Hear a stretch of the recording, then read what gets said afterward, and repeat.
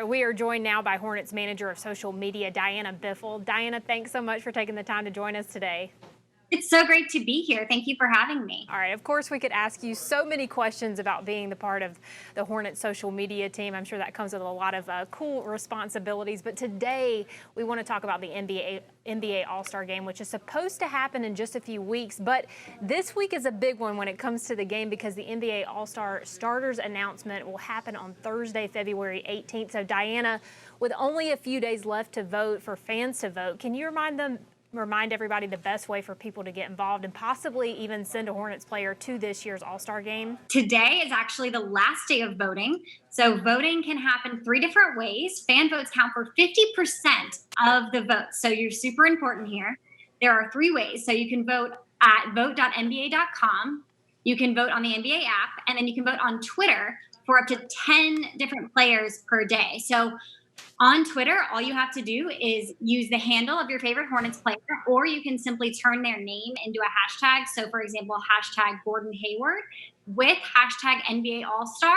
Tweet that, and there's your vote. And what's super awesome is that today is also a 2-for-1 day. So each time you vote, it'll count twice. Definitely get those votes in before tonight ends. Well, obviously, one big player that we'd love to see in that game is Gordon Hayward, who's had a strong showing on the court this season. How is he faring, or what are you kind of seeing as far as his All-Star voting is concerned? So in the last update that the league gave us, Gordon was in the top 10 in the Eastern Conference. So that was fantastic to see. And then on top of that, he's gotten some really strong endorsements from the media and from opposing players and awesome coaches like Quinn Snyder, Doc Rivers, and Eric Spoelstra.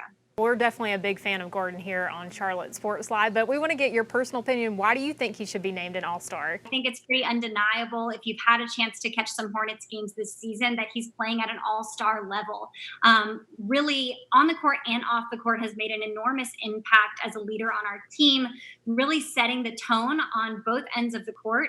He's averaging a career high 22.3 points per game. He has had some really big games this season already. His 44 points versus Atlanta were the second most by a forward in the East. So that was pretty amazing to see. And he's one of three forwards in the East with 25 plus points in multiple halves.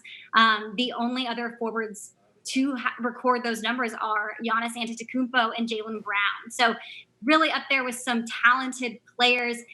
He's truly been a great leader for us. So we think he really deserves to be there. You do have to have like such a fun job to kind of get the behind the scenes of what goes on for Hornet social media. Can you tell us what you're seeing on social in terms of really the overall excitement around the team as far as this season has been concerned?